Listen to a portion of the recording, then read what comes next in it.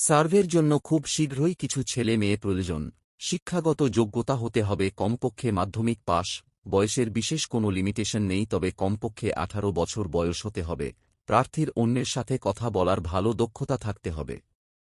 এখন জলপাইগুড়ি জেলার রাজগঞ্জ বিধানসভা, জলপাইগুড়ি বিধানসভা এবং ময়নাগুড়ি বিধানসভা কেন্দ্রের জন্য, দার্জিলিং জেলার শিলিগুড়ি বিধানসভা এলাকার জন্য, উত্তর দিনাজপুর জেলার রায়গঞ্জ এবং করণদিঘি বিধানসভার জন্য এবং দক্ষিণ দিনাজপুর জেলার কুশমন্ডি বিধানসভার জন্য এই সার্ভে করা হবে। সার্ভের কাজটি কতদিন চলবে সে সম্পর্কে এখনই সঠিকভাবে কিছু বলা যাচ্ছে না, তবে 7-8 মাস বা তার কিছু কম বা বেশি সময় ধরে কাজটি চলবে বলে আশা করা যায়। সার্ভের কাজটি করার জন্য একটি এলাকায় একসাথে 6 জনের গ্রুপ থাকবে। এই 6 জনের দলের মধ্যে একজন সুপারভাইজার এবং বাকি 5 জন সার্ভেয়ার থাকবে। কাজের সময়সীমা সম্পর্কে এখনই কিছু জানানো যাচ্ছে না, ট্রেনিংয়ে সমস্ত কিছুই বলে দেওয়া হবে।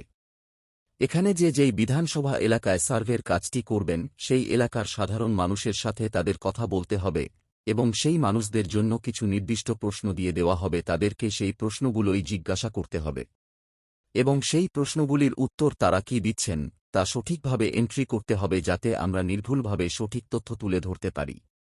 সার্ভের কাজে একসাথে যে 6 জনের দল থাকবেন তাদেরকে সারাদিনে কমপক্ষে 200 জন লোকের সাথে কথা বলার টার্গেট থাকতে পারে। সেখানে হয়তো ন্যূনতম 100 জনের সাথে কথা বলতেই হবে, এরকম একটা টার্গেট থাকবে। অর্থাৎ 6 জনে মিলে সারাদিনে কমপক্ষে 100 জন লোকের সাথে কথা বলতে হবে, যেটা খুব একটা কঠিন কাজ নয়। এ বিষয়ে বিস্তারিত ট্রেনিংয়ের সময় জানিয়ে দেওয়া হবে। প্রত্যেক সপ্তাহ শেষে মোট কাজের ভিত্তিতে একবার করে পেমেন্ট দিয়ে দেওয়া হবে। প্রত্যেক ব্যক্তির সার্ভে পিছু অর্থাৎ প্রত্যেক ব্যক্তির সাথে কথা বলার জন্য একটি নির্দিষ্ট পরিমাণ টাকা নির্ধারিত রয়েছে। এ ব্যাপারে যারা কাজটি করতে ইচ্ছুক হবেন তাদের সাথেই শুধুমাত্র আলোচনা করা হবে। যারা কাজটি করতে ইচ্ছুক তারা অবশ্যই ভিডিওতে দেওয়া ফোন নম্বরে হোয়াটসঅ্যাপ করে তার নিজের নাম, কোন বিধানসভা এলাকায় কাজ করতে চান সেই বিধানসভার নাম, বয়স, শিক্ষাগত যোগ্যতা এগুলো জানাতে হবে। যারা কাজটি করতে ইচ্ছুক হবেন তাদেরকে একটি গুগল ফর্মও পাঠিয়ে দেওয়া হবে। সেই ফর্মে বিস্তারিত পূরণ করতে হবে।